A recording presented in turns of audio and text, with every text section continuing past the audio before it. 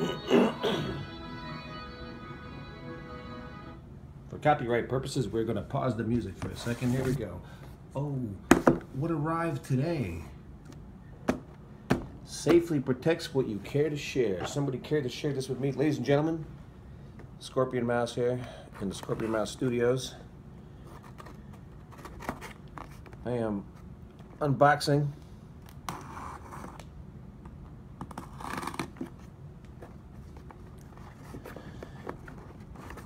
this package that I just received.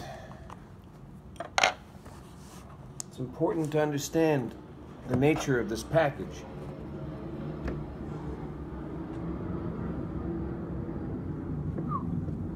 That was a close one.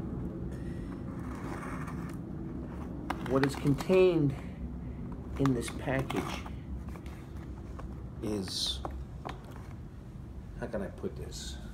It's a route, I should say, a path back to the source. In fact, Kelly Doherty from Sailor, Washington. In fact, this is the source. Years ago, I purchased Sanyo Super 8 movie projector, virtually identical to the one that I was given for Christmas in 1981, along with the Sanyo sound camera. Oh my goodness. And I have many original relics as well. I'm going to turn off the ventilator for a second here. All stop, commence hovering. Answering all stop, commence hovering off. Stand down from general quarters. Standing down from general quarters, aye, sir. I've made several trips back to the source here of the genesis of my movie making life. Notice how I won't call it a career, because but this comes from the beginning, all right?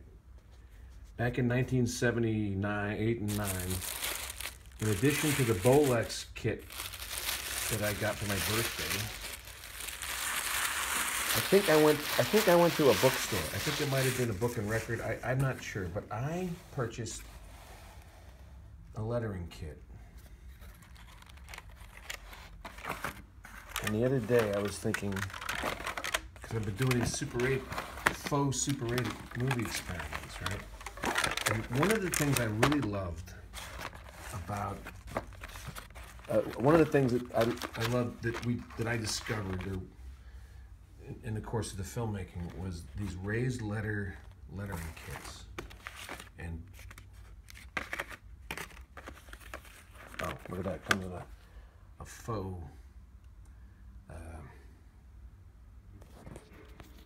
alligator. Let me get a good focus here.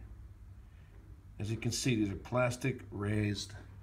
I think these are a little smaller than the ones that I bought, that I had, but it doesn't matter because we have macro. The ones I remember, the ones I had were red, like this one. And I don't have a good enough memory to tell you if these are the same model or the same size, but the idea is the same. You have three-dimensional letters, and I put them on a background. I think it was one of those old meal trays that we had, the brown trays. And I did a title for Night Raid on Canary City. And so I'm gonna do that again, because I'm going through kind of this phase of making faux Super 8 movies, and I have these artifacts. This is not an original, but it's a replica of the Collins Fighter, designed by Mike Collins in 1978 or 9, enhanced by me in the late 90s, adding the Saturn V engine and the fins and the markings. This model is in disrepair. You see the missile tubes are empty, and the cockpit is empty. I'm also not using the macro lens right now, but so anyway, this is the phase I'm heading into, and this is the next step. Doing real 3D titles, because that's another thing I've come to notice in my scholarship of just watching movies,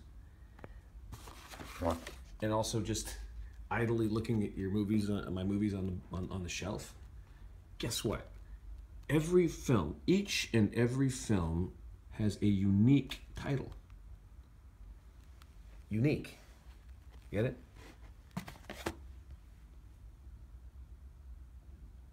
Unless you want to talk about like Stanley Kubrick titles or Woody Allen film titles, which are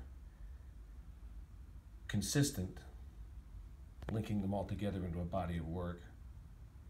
But for the most part, a film generates its own title, one of a kind, inimitable. And that's what I'm going to do here. Oh, yeah. More on that and more on Last Dance and Toyland later. Now, back to painting.